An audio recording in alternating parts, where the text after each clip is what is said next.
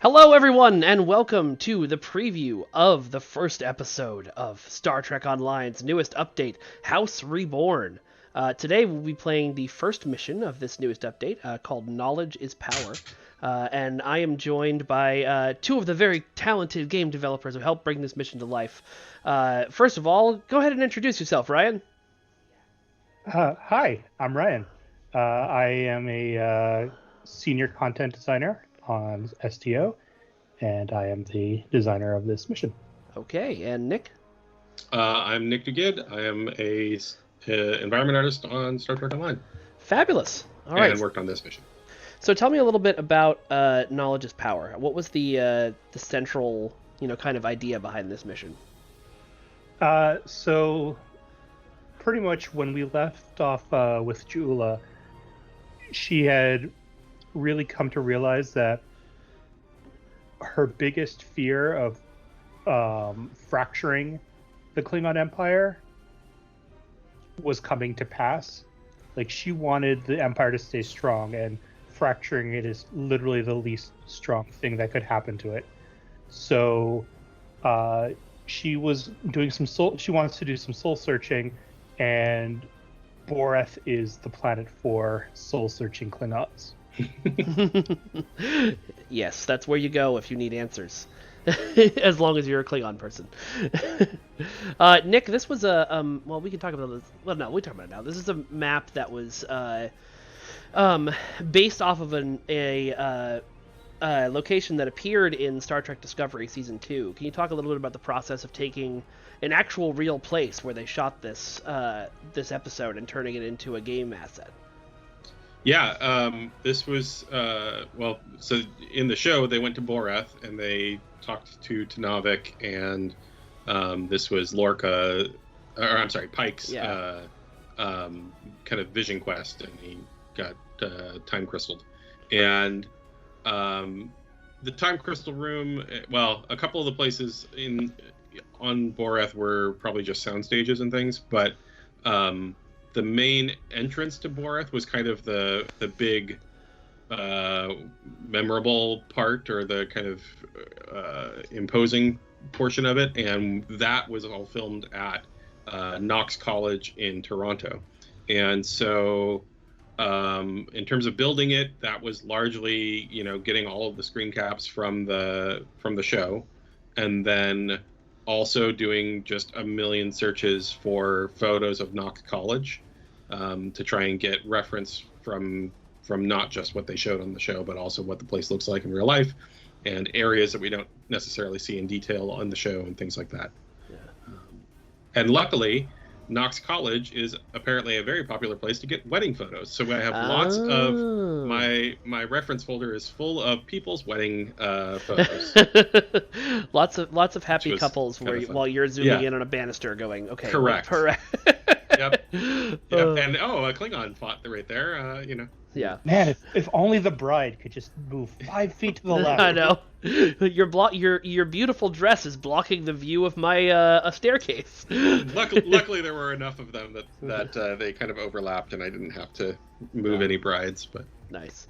All right. Well, let's dive into Knowledge is Power here. So we've come to the Boreth system after being hailed by Adet Pa and asked to come, and we'll get started. It's Boreth. Borath, not Boreth? No, Boreth.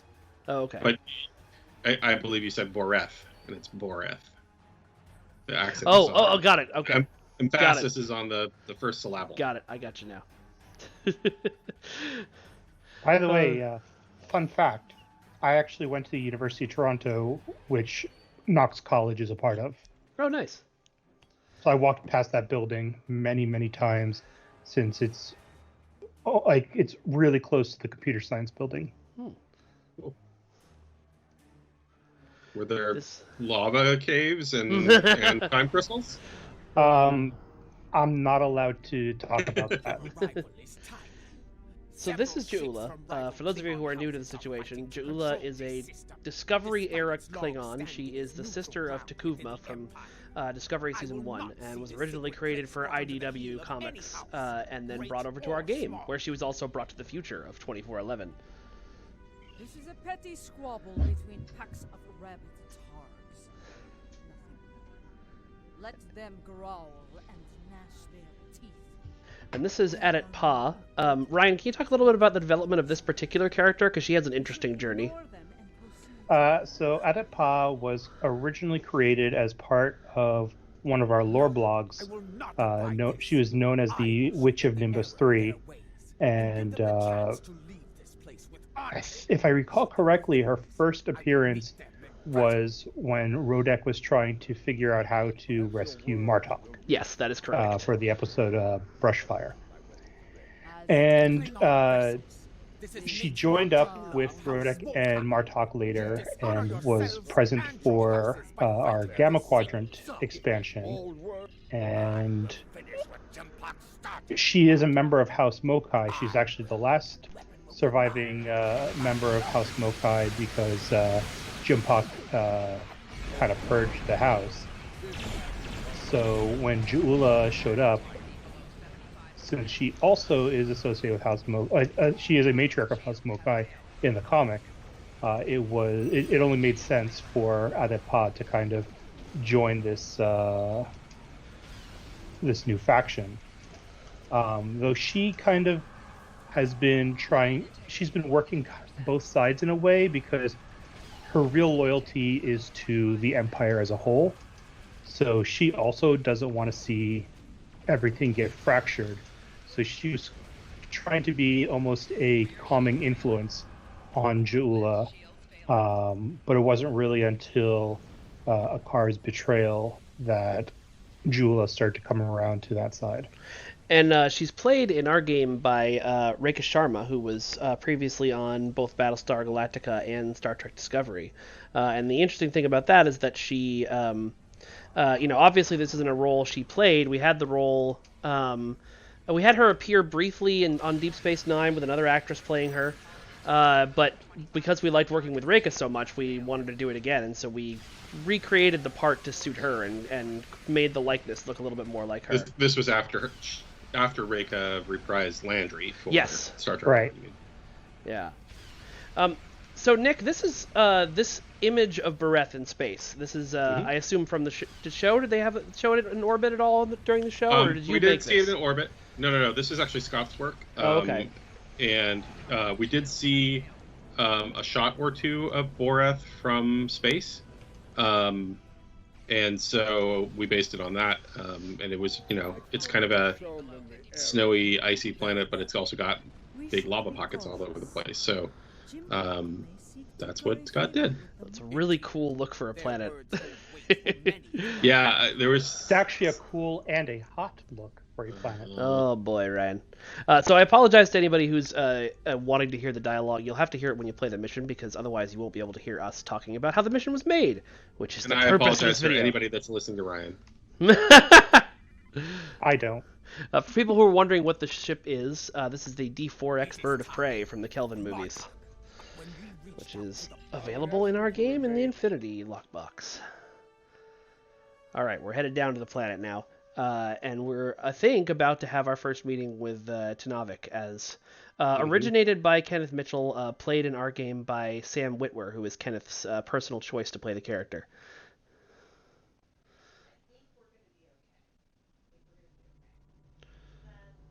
Welcome to Boreth. Yeah. Once more, seekers come to Boreth. So this part, Tanavik here, was originated by Kenneth Mitchell in Star Trek Discovery. In our game, he's played by Sam Witwer, who is Kenneth's personal choice to play the role, because Kenneth was unable to do it, unfortunately. My brother walked these halls. May I find we must become. So this is the room that we did see in Discovery. One of the spots that we saw. They used this, which is, I believe, in like a lobby or an entry hall for Knox College. Yeah, but one of the two entrances. And then they also use the kind of breezeway, and we'll see that a little later, I suppose. It is so medieval looking. I love these arches. Yeah, it's all Gothic Revival. Lots of stone. Everything is stone. They did in the show, they had done a different treatment to the floor. The actual floor had been green screened out to be something. But it looked like it had just been done kind of a little bit quickly, and it didn't really fit with the rest of the feeling of the place. So we tried to invent a new floor that went along with the feel of the rest of it. I love the bright sunny light streaming through the windows. It's so not what you'd expect from a Klingon thing. Yeah. I wish we had been able to do, it would have been way too much work, but I wish we'd have been able to do the exterior of it, because they do show the exterior in the show, which is obviously not Knox College. Yeah. But it was just really cool and epic, but just would have been way too much work for essentially standing there for a moment before and then you walk walking inside. in. Yeah. So, yeah. So Ryan, this is one of we've done a couple of missions like these now, Renegade's Regret and Quark's Lucky 7, where you won't actually be playing as your character, but as, in this case, Ja'ula, but a different character. Can you talk a little bit about the process of making a mission like that? So it has kind of both, pros and cons in development. The obvious con is that the game is meant to be, yes, con. See, that one wasn't even me. So the obvious con is that the game is, for the most part, a story about the player's captain. So it's always a little weird taking that moment away. But at the same time, this story makes the most sense when it's personal to Ja'ula, and making the captain be there but not really be the important part of it is even weirder. Yeah. But what's really great about doing these types of missions is we know exactly how powerful the player is going to be at any moment in time. We don't have to worry about all the different gear loadouts that a player may have put on their characters. So it lets us create a much more handmade experience, hand-tuned experience for them. That's cool. And it turns out that these types of missions have done well so far with our player base. So yeah, people seem to like them.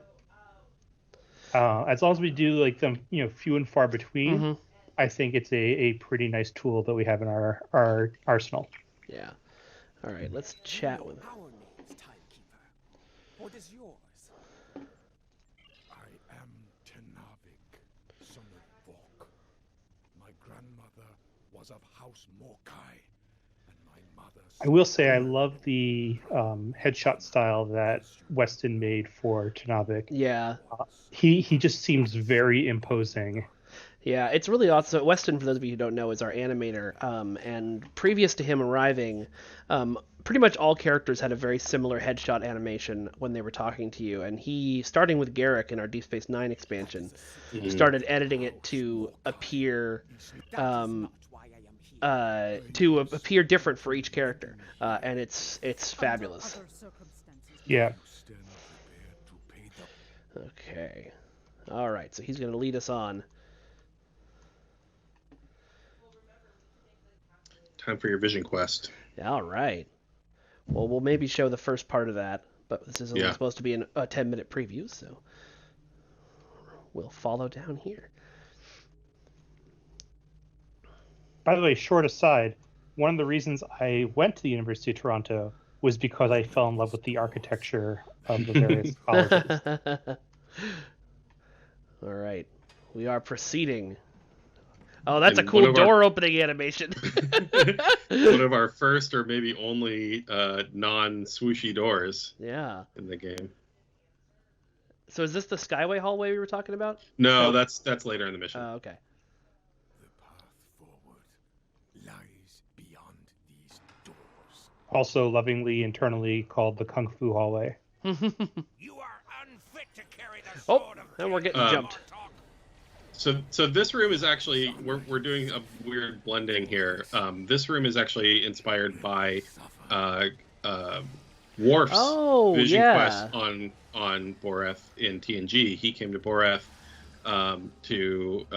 because he was unsure of himself or something. I can't remember exactly, and he ended up just Kalis here. Yeah, and I so had a this is the fire pit ring that Worf would have prayed at. That's one of the I really. want to. Go ahead. chanted Sorry. at. I want to say the episode's called Rightful Heir. Mm-hmm. That's a really cool thing that we can do in our game because we cover all of Star Trek. We can do, if Boreth appears twice, it was filmed in 2 different locations, 20 years apart, but we can make them connect in our game because our game is all of Star Trek. Yep. All right, we're meditating at the fire circle here. Are we about to jump into the first vision? We're so right now we are jumping into kind of her her vision with Kalis. Okay. All right. So we'll go through that. The others, Tanavik. What is happening? Patience, matriarch. What you seek will be revealed in time. He loves saying time puns. Tanavik does. Well, look at the writer. Yeah, it's true. I actually probably didn't write most of the time. I'm guessing it was Paul, but it was. You stand. And you are Jaula. There's So we- I think There's Kalis. Kalis! Long has it been All since hail. your bloodkin came to this chamber. I think there's one Seeking time the wisdom pun that of I great wrote in the rulers mission. long dead. Any other ones are his. Now it is Yeah. your turn. And Kalish got a bit of an update too from I think the last time we've seen him in game 2. Yeah, So much like your brother. He too is I am it's a much cooler model. A lot of our Klingon models got an update. Woo! Mm-hmm. Because of this Year of Klingon thing that we're doing. Where we went through and updated the starting missions for the entire starting experience for the Klingons with new art, some new stories, some new character art. So it's pretty cool. All right, we will meditate here. Oh, I have but one lesson to teach. Molo. I will send So you back to the in pieces. trial of the past has you fighting against Molor. who is Morlor, Ryan? So Molor was a Klingon tyrant who ended up being defeated by Kalis Yes, way back in the day, way back in the day. and is now sort of the ruler of Grethor, the Klingon, basically hell, right? I don't. I mean, he's he's not a ruler. He's Just a big name there. prominent there. Yeah. You Yeah. remind me of your vessel's namesake. Take this. All right. In honor of So go over to that pillar. Ooh. So you're essentially collecting keys to the time pillars that we saw on the bridge into the time crystal room in Discovery. Very Correct. cool. one foe that All right, challenges well- all Klingons from birth to death. Yourselves. Your second trial will bring that challenge to life. Fight! All right, we will fight ourselves in this next challenge, as Kalis just told us. But that is a bit more than 10 minutes, I think. Yeah, So any final words on what people can expect when they dive into Knowledge is Power? I mean, there's a lot that comes after this. I'm really Yeah, we're- excited about the story that we're telling in this episode. So I'm really looking forward to the players' first reactions. Yeah, me too. There's some really, really cool twists and turns throughout this thing. Well, folks, thank you so much for joining us. Thank you for providing your thoughts. I really appreciate thanks it. for Yes, having us. Ryan, you're looking up directly at me. Good job. You all can play House Reborn on January 26th on PC and soon after on Xbox One and PlayStation 4. Thanks, everybody, and we'll talk to you soon. Live long and prosper.